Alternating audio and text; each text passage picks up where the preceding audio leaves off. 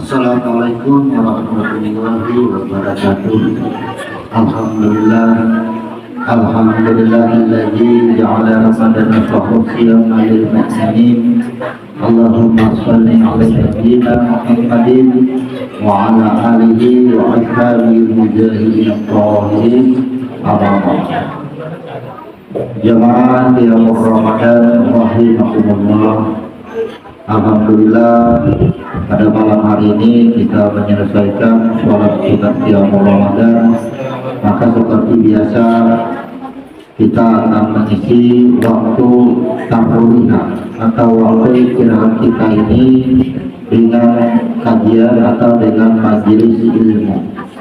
Maka setiap apa yang kita lakukan, baik secara mendengar, kemudian mengamalkannya, kemudian kita zikirkan, setiap huruf akan menjadikan lebih baik daripada 1000 bulan. Dan alhamdulillah kembali kita akan bahas tentang tema pasca malam Lailatul Qadar,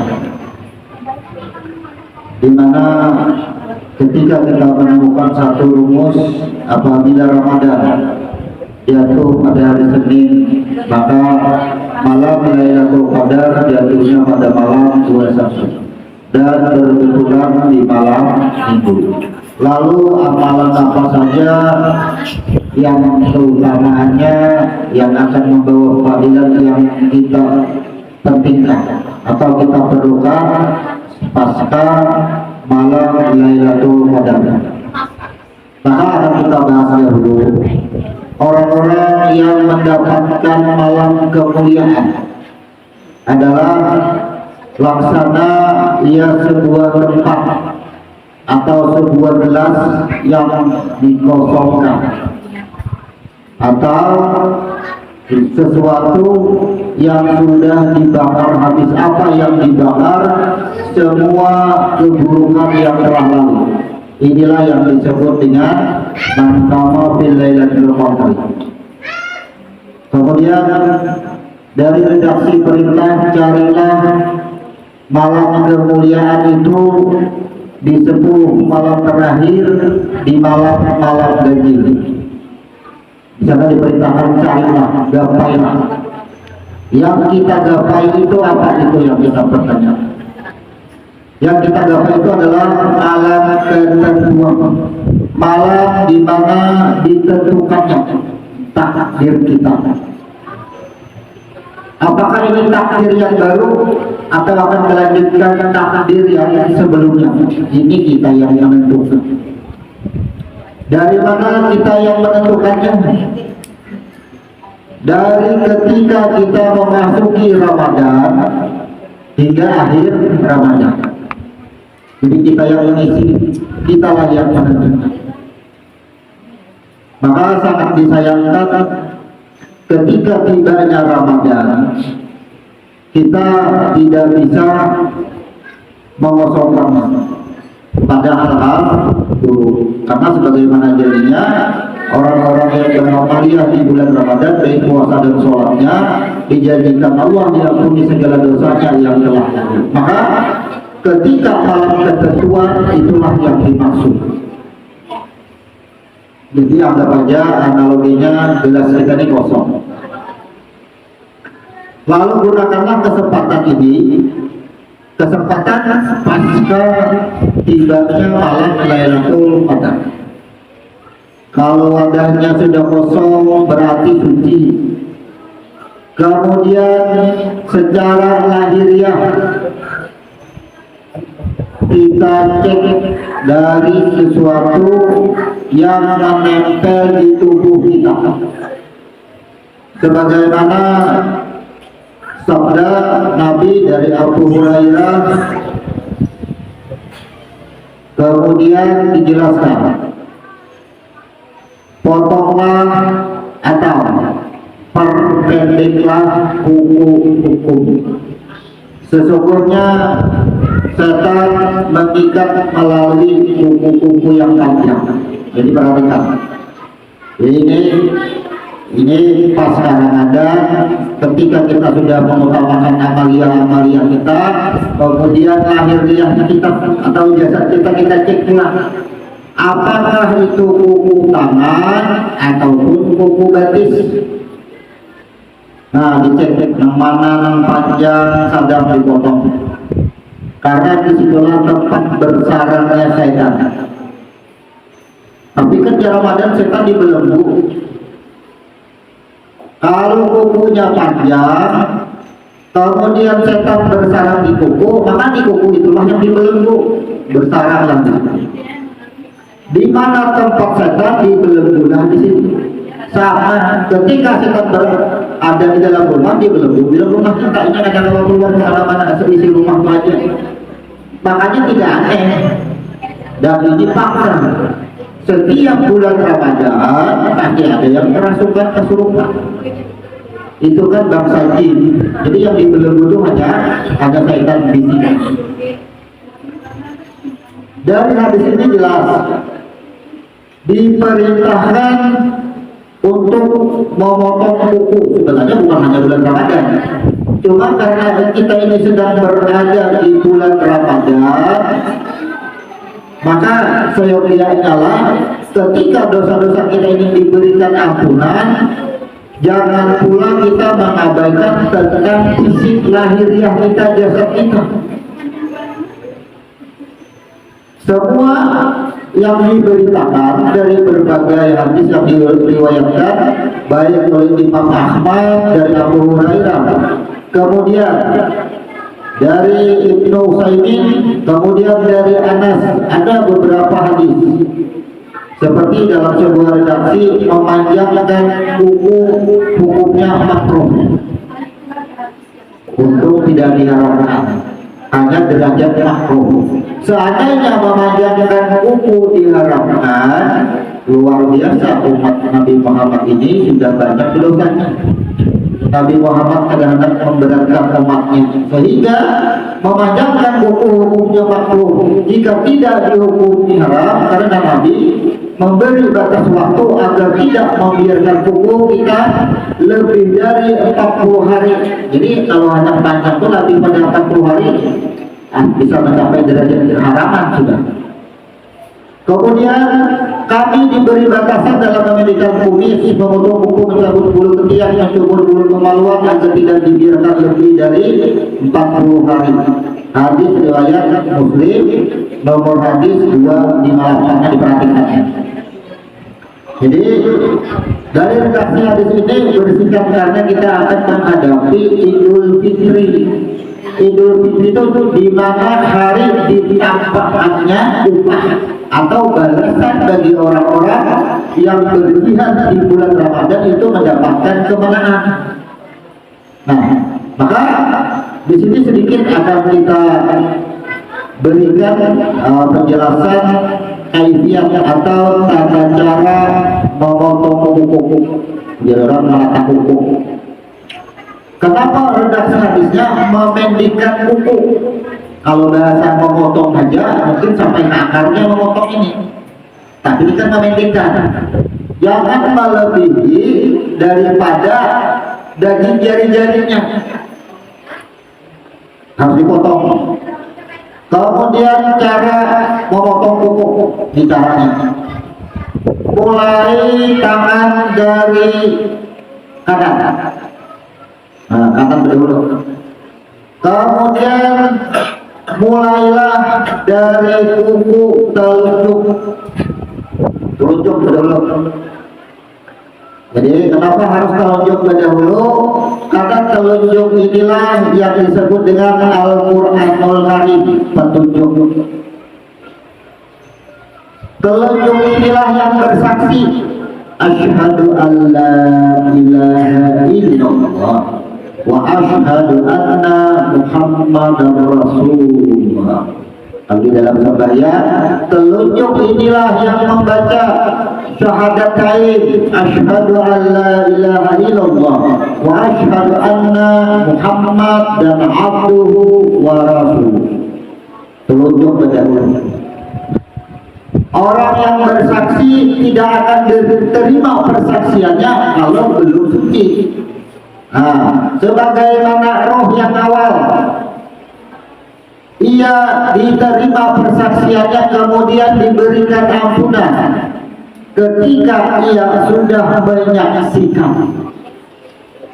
Nah, jadi ketika telunjuk ini membaca syahadatain berarti harus suci.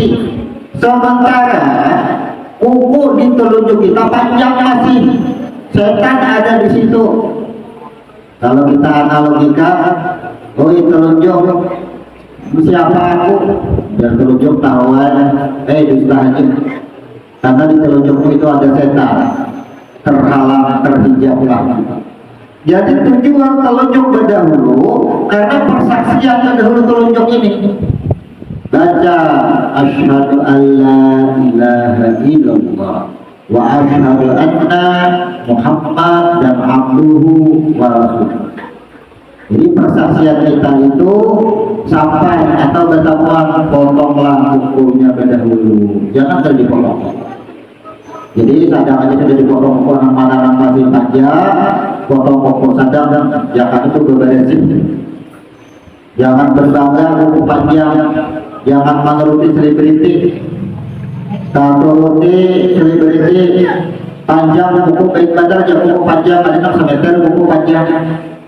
Ada manfaatnya, malah membawa kebinasaan bagi orang lain. Kayaknya berjagar binasa. Tidak ada baik-baiknya kuku yang panjang.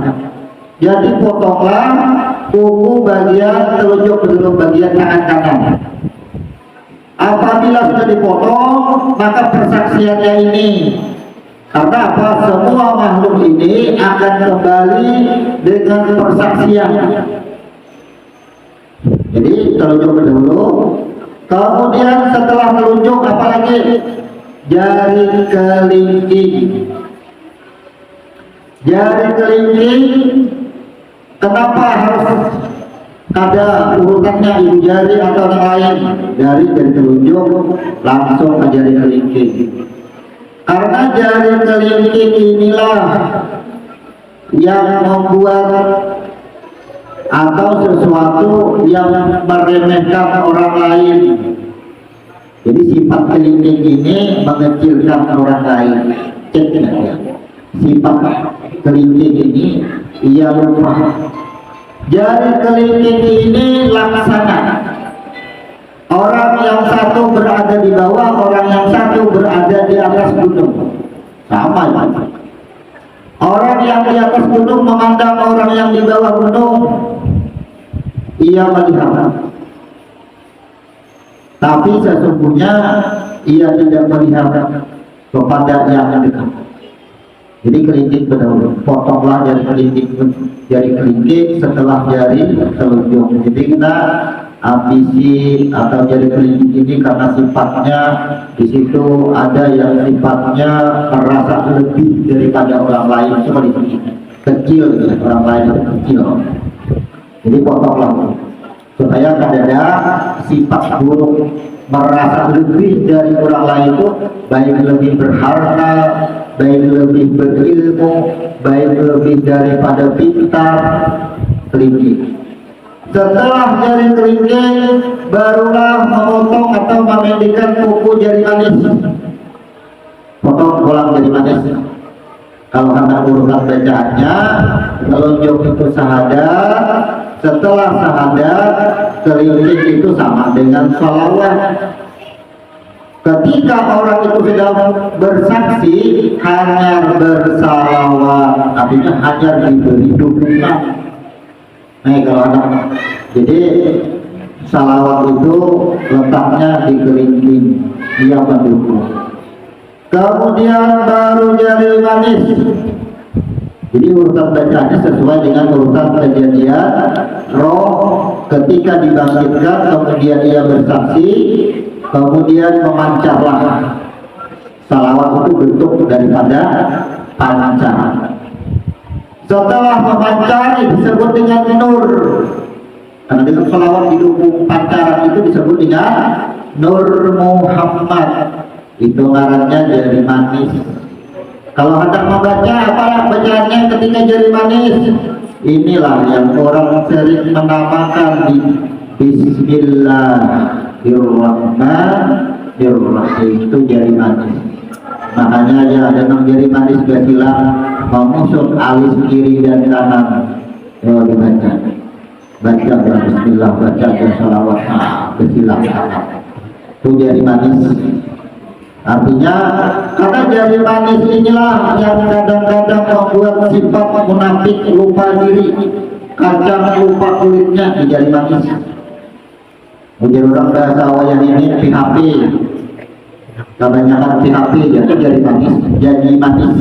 Nih, jadi konotasinya, korelasinya atau sebuah analogi urutan-urutan tangan ini sudah tersusun, sudah tercatat semuanya. Kemudian baru jari telunjuk, jari tangan ya, potonglah jari tengah. Kenapa harus dipotong jari tengah? Kukunya diperpendek karena menghilangkan daripada sifat merasa berkuasa. Jari tangan tempatnya merasa berkuasa. Berarti ya, cara orang menggerakkan jari tengah, memegang sesuatu tanpa bantuan jari tengah, kadang akan bisa 100% kekuatan itu. Akhirnya jari tengah merasa unggul dari semuanya, merasa lebih kuat, merasa lebih mampu. Artinya hampir kayak bedanya tadi dengan kelingking tadi. Kalau kelingking sifatnya meremehkan orang, tapi kalau jari tengah merasa lebih mampu, merasa lebih kuat. Nah, ketika 4 jari ini sudah bersih, barulah dipotong ibu jari. Ibu jari itu lambang induknya dari semua jari. Induknya ini wadahnya, ada kawan. Kalau 4 jari ini masih kotor, dimasukkan ke dalam wadah tadi, kalau masih kotor harus dibersihkan dahulu. Makanya berduti ibu jari ini. Lalu kita lambangkan susunan manusia sama dengan umat kita.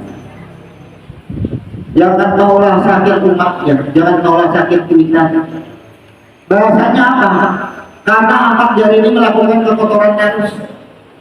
Nah, jadi kalau Anda menyenangkan ibu jari, bersihkanlah, sucikanlah jari-jari dari telunjuk, kelingking, jari manis, kemudian jari tengah, barulah ibu jari. Maka selesailah bagian memotong daripada tangan kanan. Barulah ke tangan kiri. Nah, tangan kiri mulai dari mana? Tangan kiri sesuai urutan. Mulai dari kelingking, kemudian ke jari manis, kemudian ke jari tengah, kemudian ke telunjuk, kemudian ke ibu jari. Nah, jadi binya tangan kiri itu nyaman aja susunannya berurutan. Maka kalimat syahadat ini hanya terletak pada telunjuk tangan kanan. Di tangan kiri apa fungsinya telunjuk? Tidak beda saksinya. Karena jari telunjuk di tangan kiri ini ia menunjuk tangan kepada wujud sifat-sifat yang ada baik. Jadi dipotong jari kelingking dahulu, bersihkan pulang jari manis, bersihkan telunjuk jari tengah, lalulah telunjuk bersih. Oh, ibu ya, itu berarti sudah hanyalah ibu jari. Jadi ada kaifiat, kita ambil baik, kita mengambil kebaikan daripada tata cara. Apakah ini menjadi hukum wajib? Tidak. Boleh terserah aja mulai dari manakah telunjuk boleh, tapi kita mengambil sesuatu yang baik, amal baik namanya. Jadi potong, bersihkanlah semuanya yang harus berberasi di diri kita. Ada di malam Lailatul Qadar, jangan sampai amaliyah kita yang kita lakukan ini sementara kita mengabaikan sucinya daripada jasad kita dan hal-hal yang menempel di jasad kita harus dibersihkan. Kemudian jenis rambut, jenis bulu juga potong dia. Kenapa? karena rambut adalah bagian daripada ayat. Maka rambut inilah simbol daripada pensucian. Dari mana? Wa yukhlaqu ra'sahu wa yusakma. Potonglah rambutnya baru beri nama. Kenapa dipotong rambutnya? Memotong sifat kebinatangan. Jadi kalau orang tasbihah memberi nama hanya memotong rambut, maka sifat kebinatangan itu akan melekat pada nama itu. Tapi ketika sifat kebinatangan itu sudah dibuang, baru diberi nama, maka bersihlah nama itu daripada sifat kebinatangan. Itu tujuannya. Jadi dari beberapa dalil, lalu kita pahami yang dalil itu, bagaimana sikap hukum kita dalam mengamalkan suatu dalil. Jadi bersihkan dahulu. Kalau batis sama batis kanan mulai, kemudian batis kiri mulai. Apakah urutannya sama juga dari jari-jarinya? Maka untuk kaki mulailah seperti kita menulis kalimat Bismillah dari kelingking. Nah, jadi sampai sambung dari kelingking sampai ke ibu jari, sambung ulang ke ibu jari, berakhir dari kelingking. Sesuai seperti menulis Bismillah, artinya menulis lahirnya kita. Karena kaki itu simbolnya adalah kembali kepada asal usul kita. Nah, itu sebagian amalia yang kita amalkan di bulan Ramadan. Di malam sebelum terakhir, selain roh yang kita sucikan, jasad kita sucikan secara lahiriah yang tampak-tampaknya harus kita sucikan dulu. Kadang-kadang kan cukup yang ada perhatian, dan kadang-kadang pun kita ada tahu juga susunannya memotong kuku, walaupun sifatnya makruh. Artinya ada diharapkan seandainya ada derajat haram, sangat berat umat ini untuk masih pada derajat makruh. Nah, potong bersihkan dulu. Kemudian karena galas ini kosong, ketika roh sudah suci, badan ini sudah suci, mulailah mengisi. Gunakanlah kesempatan waktunya sampai akhir Ramadan. Amalkanlah zikir dan doa yang isinya yang baik-baik. Contoh, amalkan 6 rakaat setelah maghrib. Misalnya setelah maghrib bagiannya 2 rakaat, kemudian sambung taubat 2 rakaat, kemudian sambung hajat atau intijar 2 rakaat, isi terus. Ini kesempatan ujar Tuhan, engkau sudah bersih, engkau sudah suci. Orang-orang yang suci itulah yang disebut dengan ulaikal muqarrabun, orang yang kembali kehadirannya apa ujar Tuhan kehendak. Sama seperti dengan susunannya 3 ayat Fatihah.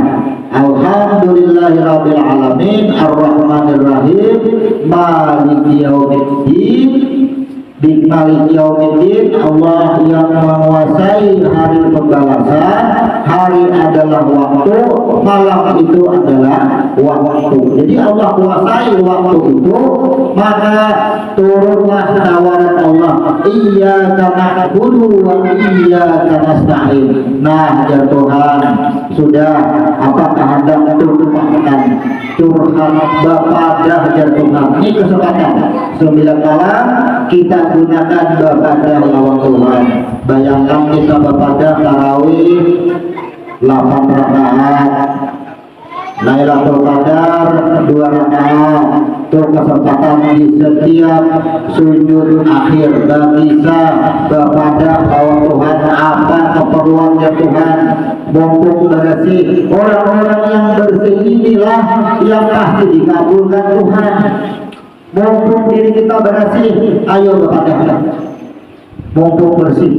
Artinya anggap aja ini mumpung wajah kosong, bersih caranya sudah isi Jangan abaikan kesempatan ini, karena setiap kesempatan yang diberikan ketika waktu berlalu setahun pulang kita menunggu. Gunakan semuanya. Kalau doanya kada hafal boleh dengan doa dengan bahasa seorang, tapi bila di dalam sujud apabila kada hafal dalam hati aja. Jangan tak keluar hurufnya. Boleh. Jadi dalam sujud boleh meminta apapun, boleh tawaran sebebas-bebasnya. Itulah kemenangan orang-orang yang bersikap, itulah orang-orang yang menggapai, yang meraih malam kemuliaan.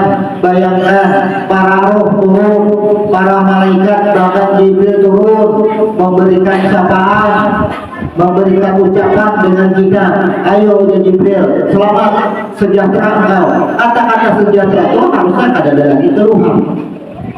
Jadi isi gelas kita ini, wadah kita ini adalah keselamatan dan kesejahteraan.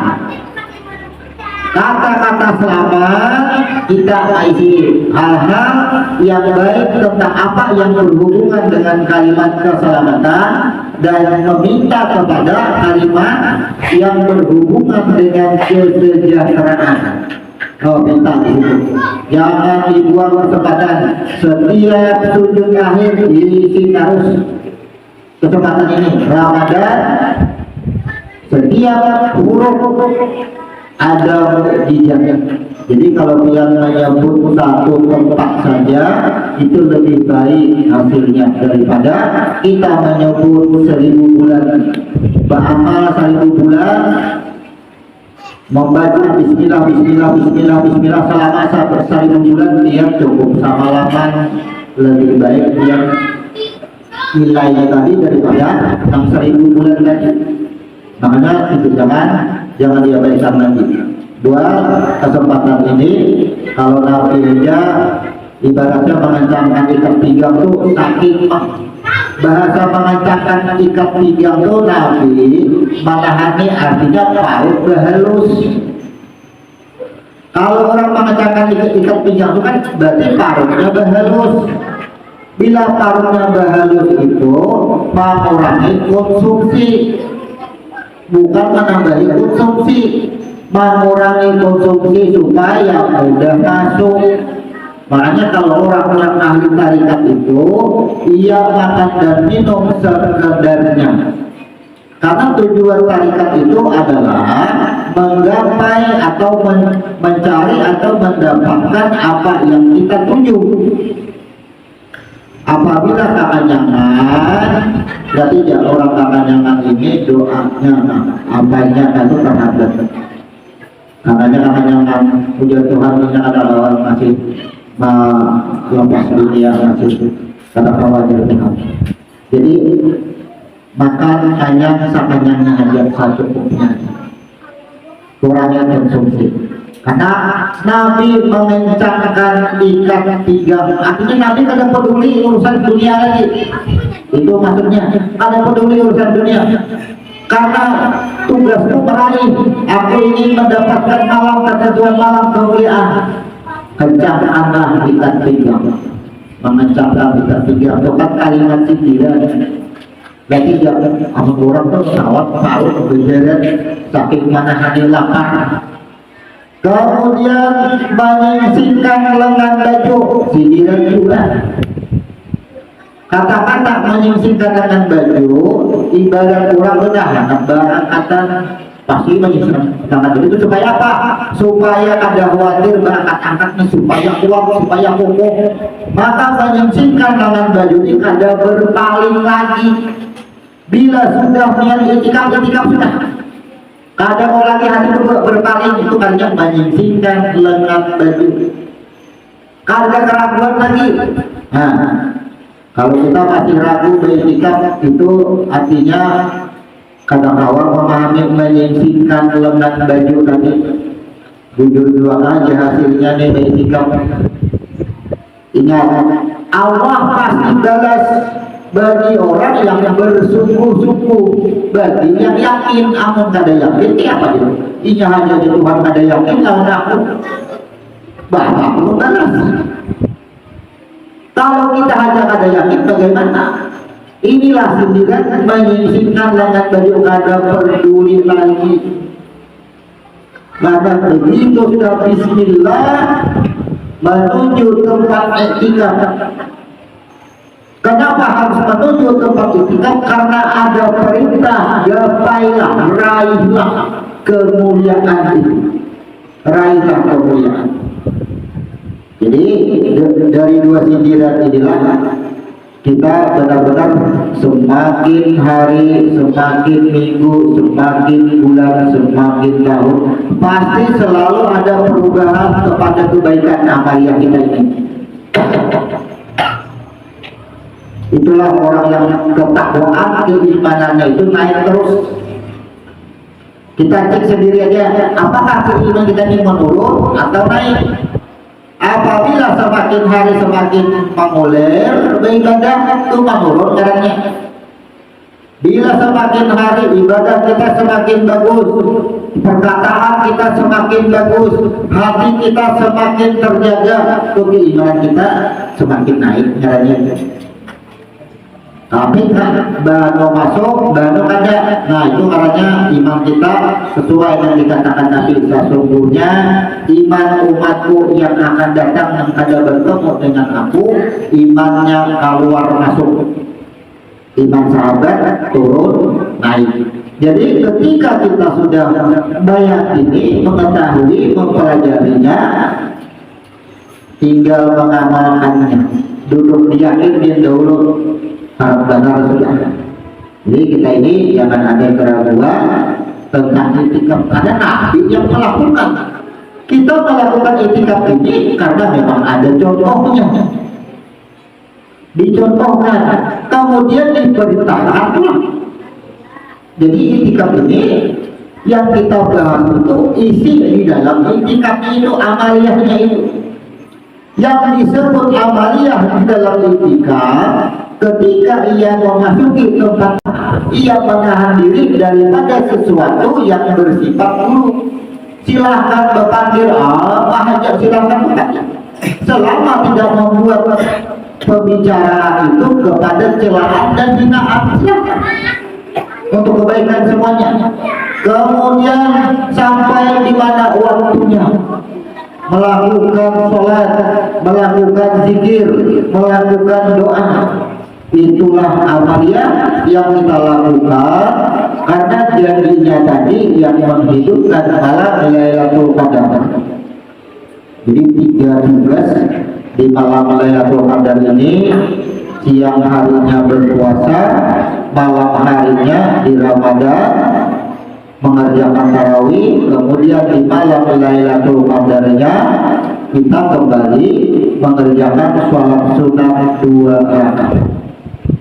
Kemudian kita mengulang lagi agar mempersiapkan biar apa yang dia keluarkan, baik menukar baju, apakah itu niatnya infak Ramadan. Jadi biar menukar baju sedus misalnya uang, niatnya infak Ramadan. Ketika harta pian kainak lalu bisa ditanya di sidang, siapa yang meminum bajunya, itulah akan menjadi saksi ada kalau di sidang harta pian. Kemudian ada lagi kita mengulangi, ada yang disebut dengan infak Lailatul Qadar. Dan anfaqa dirhamaini fi Lailatul Qadar. Barang siapa yang berinfak 2 dirham di malam Lailatul Qadar, barakallahu fil jannah, Allah bangunkan laksana sebuah rumahnya di surga hanya dengan 2 dirham. Kalau ada, ini sifatnya ada wajib, cuma anjuran anfaq itu alif, nun dan fa dan anfaq. Barang siapa yang berbuat menyerahkan roh yang menjadi harta, diserahkan lawan Tuhan, Kita ini banyak berisi harta, cuma di saat Lailatul Qadar didatangkan Tuhan cukup 2 dirham. Ada banyak kan Tuhan menagih 2 dirham saja. Maka semua yang kita miliki harta tadi sudah menjadi hak kita oleh Tuhan. Ada banyak infakkan, dan itu pun bukan untuk aku. Kita kan ada infak Tuhan pada miskin, kita berinfak Tuhan pada suci. Kembali infak.